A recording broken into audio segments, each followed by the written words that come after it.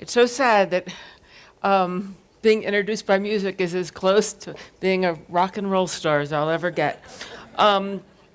During the break, I got an email from a friend to whom I told I was coming to this thing, and she said, TEDx, is that the pornographic version of TED? So you're going to be so disappointed. Kim Cameron came kind of close with Deviance. So I'm going to be talking about myself because that's what I have expertise in. And I'm going to be talking about my brain because a few years ago, I started to worry about my brain. First of all, a lot of my sentences started, did anybody see where I put my ...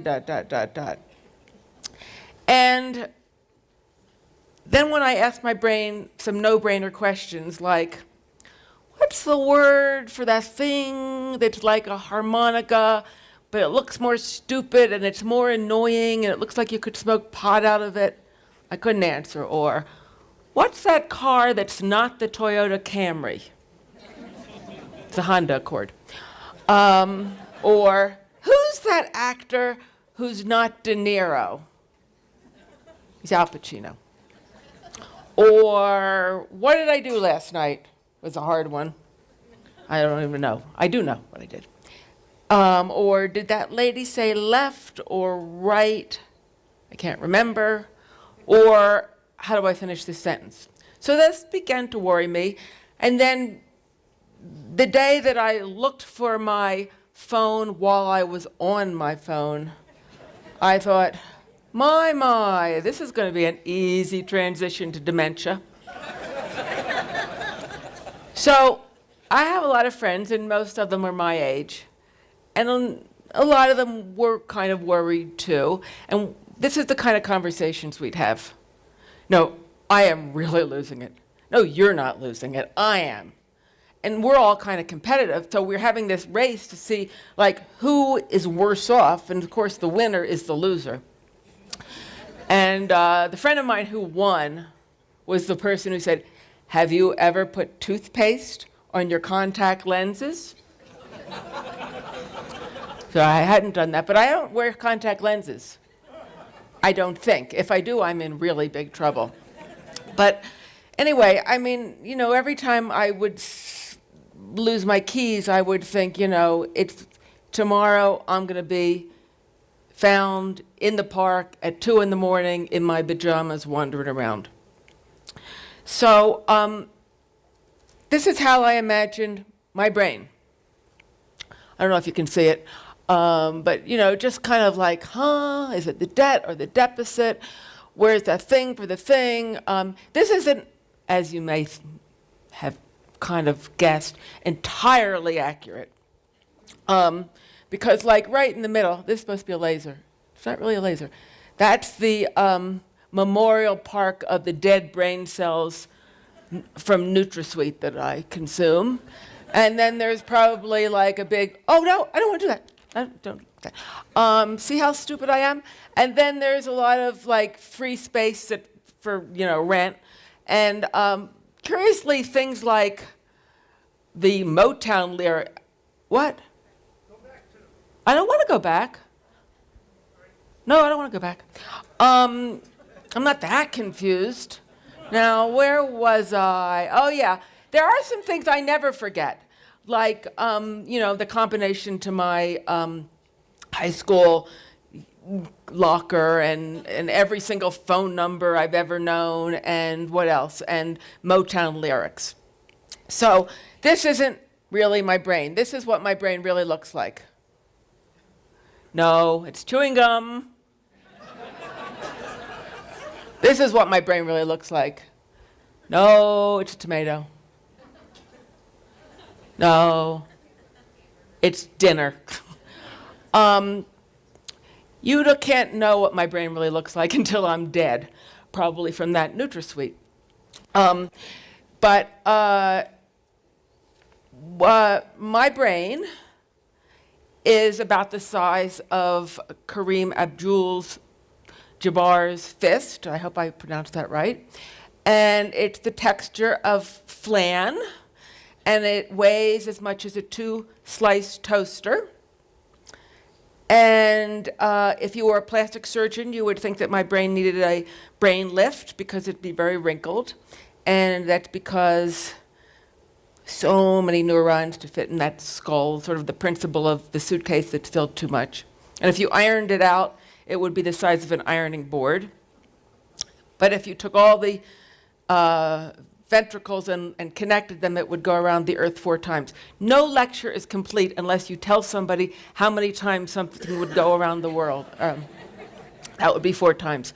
Or 2 times, I can't remember. The good thing about this topic is I can say wrong things because I just proved my point. My brain, and no offense, but probably yours too, peaked by many measures at 22, and it's been on a cruel downslide since you were 24, by a lot of measures. You're kind of getting slower, the attention department, you're not doing so hot, or I'm not. But I never, ever, one of the reasons I'm up here talking to you is because I'm such a bad listener, I'd prefer to talk.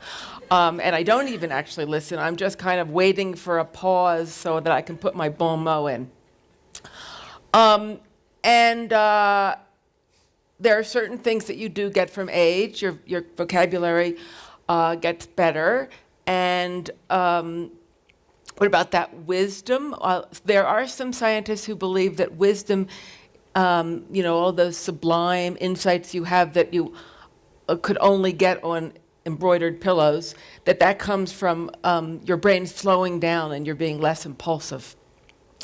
Now, see, I wrote this so I can totally look at my notes because I'll prove my point. So what am I up to? All right.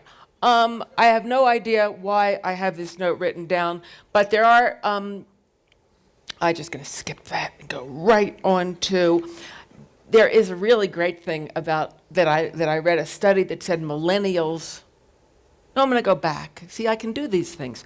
There is I did read a study that said that it is not that when we get older, our brain forgets to remember.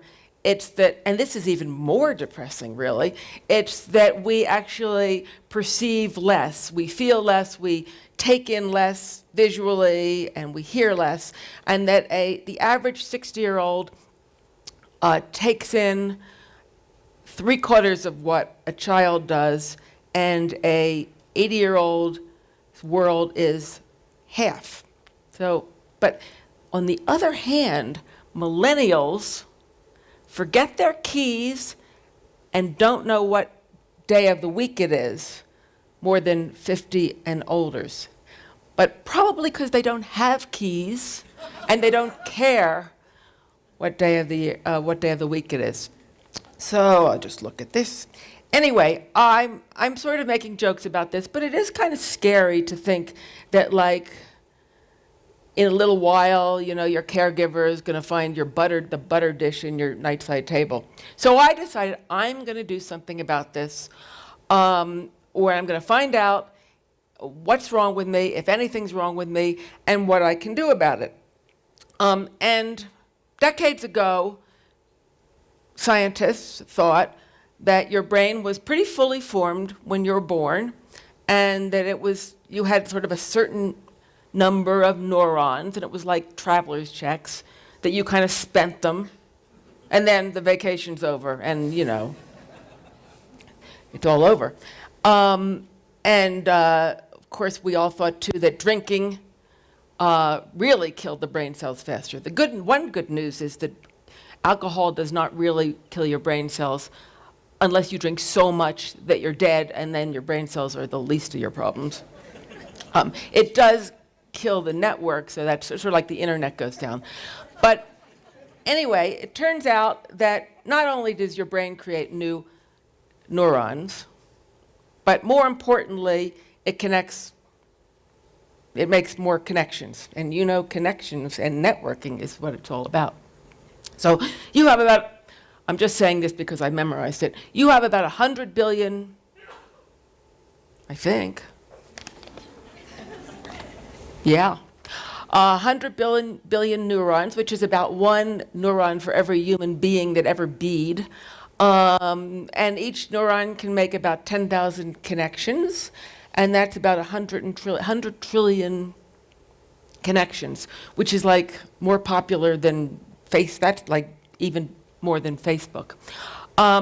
And so it's all about you can make connections. The brain's plastic. Everybody knows the brain's plastic now. And it's always being rewired.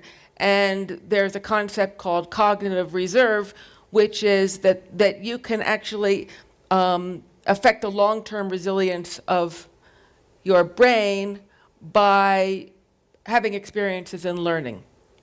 So I decided to make a list of everything that scientists and entrepreneurs said might help you slow down cognitive decline or stop it even. And that list is crazy. That list includes things like buying artwork that vexes you, turning the photos on your desk upside down, writing with your non-dominant hand, not eating tofu. That was pretty easy to do. What else? Anybody who's studied anything has found that for every study, of course, there's a study that refutes it. So there was like, and I meant to figure out how to pronounce this word, but I'm going to take a stab at it. There's some people say ginkgo biloba, how do you say it? Biloba helps you, and some people say it hurts you. So that was kind of actually encouraging that if you find a study you don't like, you can keep reading and you can find a study that you don't like. So I'm probably up for another slide, am I? So anyway, I decided that I would do as much as I could for 4 months, do everything that anybody had ever said helped. And before I did that, I would take an IQ test and I would have my brain imaged. So the first IQ test I took was online. Took this IQ test, and I'm thinking, whoa, I am so smart. I am really smart. Of course, the questions were things like, dog is to cat as wolf is to, But anyway, I thought, my mother was right. I am a genius. So then I click to find out what my IQ is, and it's 74, which is like, it's a miracle. I got dressed this morning. Well, it turns out that the directions, which I never read directions, said, you have 20 minutes, because I took all day long to do this. I had lunch, I voted for the mayor, I did a little emailing, so you could say I really deserved the 74. And then I had my brain imaged, and the technician said, you have beautiful ventricles, nothing to worry about there, which, like, I was worrying about my ventricles, and I thought I'd been worrying about everything. And then I embark upon my Get Smart program for 4 months. I swear it must be time for a slide, but I think it's not. So I learned piano scales, and I learned a language, because bilinguals, the average age of the onset of dementia for bilinguals is about 4 years later than for monolinguals. So I learned Cherokee. I did. I can say that because I'm pretty sure nobody in this room knows Cherokee. The reason I decided to learn Cherokee was that I thought it was Navajo. And I just confused it. And I thought Navajo was really cool because it was the cryptographers used it in World War II to decode things. They did study Cherokee a little. So I did Cherokee, I did Lumosity, the brain exercises. I cheated, actually. I did them so much that my mother called me one day and I said, I can't talk, I'm doing the Lumosity exercises. And she said, is your brain gonna snap? And I thought, I don't think your brain snaps.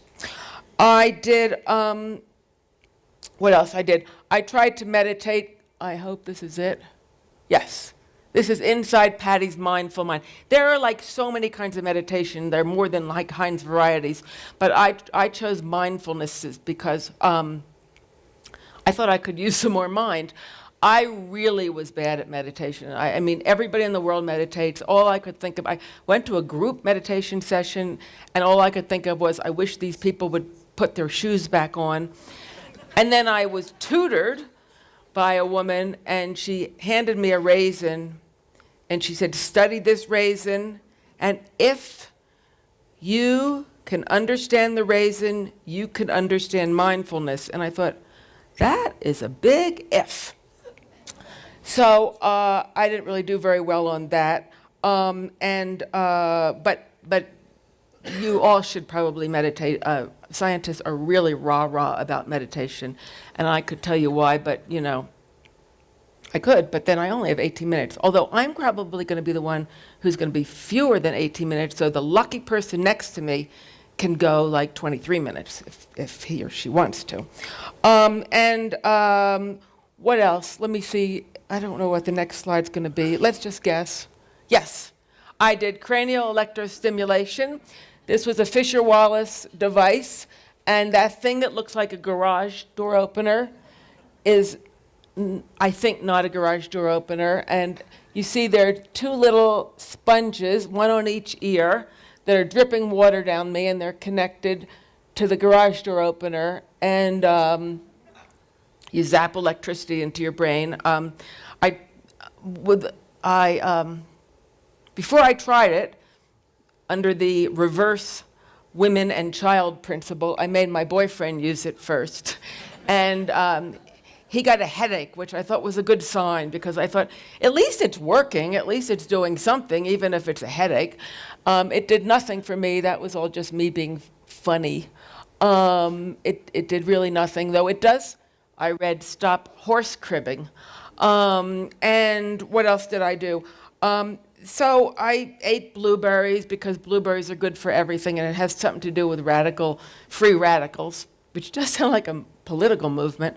I ate dark chocolate, because who wouldn't eat dark chocolate? I listened to Mozart, and I listened to a little Chopin, although it might, in the elevator, it might have been the girl from Ipanema, I'm not really sure, or Chopin. And then I got really pretty good at everything I did, like lumosity. I could really like get the penguin back to its igloo. But the controversial thing, one of many controversial things in neuroscience about brain exercises is, do they transfer? Well, let's find out. I mean, if you can get the penguin home, does that mean your IQ is going to go up? So I had my brain imaged again. That's what it looks like. Can you find the Finger Lakes? They're right there. The technician told me, your brain got 33% bigger. So that made me very happy, and I told my boyfriend that, and he's a scientist, and he said, if that were true, it would be oozing out of your nose and your ears and your eyes. And you can see, it's not. And then he gave me a study to read about, and this is kind of, about dead salmon that were put in an MRI machine, and these dead salmon were shown pictures of human being faces, and the dead salmon were asked, what expressions are being conveyed by these faces? And wouldn't you know, the salmon had an opinion about this. So next time you eat lox, and smoked salmon, just think about that. So then I went and I had my IQ taken professionally, as I did before. After that, I did so badly on the online thing, and my IQ went down after all that. That was bad news, really. But then I read a really some good news about the bad news, which is there are some scientists who believe that the reason we get so stupid as we get older is that we know too much.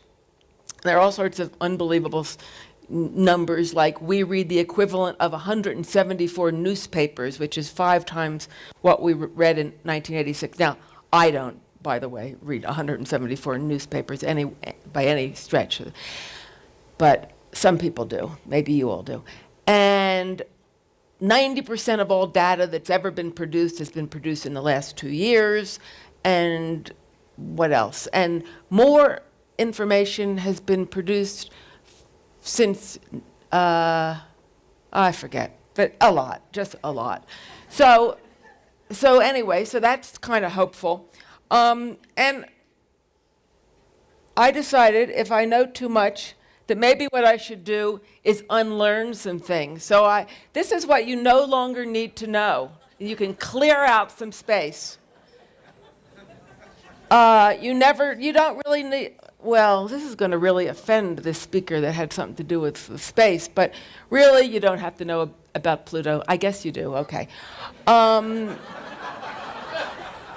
You don't need to know about, I do. I know every phone number, but you don't need to know about phone numbers anymore. The food pyramid, out the window. Who shot JR? Look it up. You don't need to know that. Spelling, we have a machine that autocorrects and makes our spelling mistakes for us. You don't need to know the floor plan of the Brady Bunch house anymore. How to fold a map, Paris Hilton, arithmetic, you don't need to know that. How to program the VCR. And you can unremember everything you learned in school. Sentence diagramming, no longer. Using a slide rule, dissecting a frog. Mitosis or meiosis, don't need to know the difference of that. Something about crop rotation I learned in school, or strip farming, I don't know what the difference is. Now, I don't even know if there's another slide. There is. Some presidents you can forget. Zachary Taylor, Martin Van Buren, John Tyler, Millard Fillmore, I already forgot him, and William Henry Ho-Hum Harrison. Anyway, after doing all that, what did I learn? I really did get a little less worried. I thought, well, whatever happens, happens. But my big fear is the day after I get Alzheimer's. And incidentally, one little factoid I learned that was fun to use at cocktail parties is that human beings seem to be the only species that gets Alzheimer's, with the possible exceptions of cats, which would make cat owners as dotty as their cats. But what was I saying? Oh yeah, my fear is that the day after I get Alzheimer's or dementia, that they discover the cure for it, and then the day after I die, they cure immortality. That's my big fear. But anyway, I think that the solution to getting older and cognitive decline is that everybody should wear name tags, and that if someone asks you something and you can't remember the answer right away, you just say, "How soon do you have to know?" Bye.